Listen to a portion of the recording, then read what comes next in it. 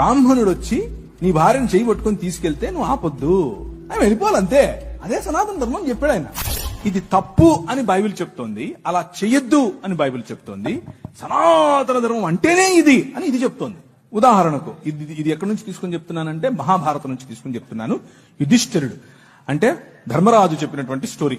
ధర్మరాజుకు మరియు గంగాపుత్రుడైనటువంటి భీష్మాచారికి మధ్య జరుగుతున్నటువంటి కాన్వర్జేషన్. అందులో నారద ముని గారు కూడా ఉన్నారు.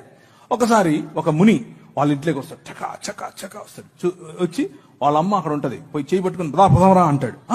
ఏంటి ఏంటి ఏంటి ఏంటి ఏంటి అయిపోతుంది నానా, ఆయన ఆపు అంటే ఆపకూడదు నాయన అన్నాడు. ఏంటి నాన్న, మా అమ్మని తీసుకెళ్లిపోతున్నాడు ఆయన అని అంటే, ఇథ ధర్మ సనాతన అన్నాడు. ఏంటి ఇదే సనాతన ధర్మం అంటే అని చెప్పాడు. ఏమని? బ్రాహ్మణుడు వచ్చి నీ భార్యను చేయి పట్టుకొని తీసుకెళ్తే నువ్వు ఆపొద్దు, ఆయన వెళ్ళిపోవాలంతే. అదే సనాతన ధర్మం చెప్పాడు ఆయన. ఇది నేను చెప్పట్లేదు, ప్రవీణ్ చెప్పట్లేదు, భీష్మాచార్యుడు, యుధిష్ఠిరుడు మరియు నారదుడు ముగ్గురు చెప్తున్నారు. Download ShareChat.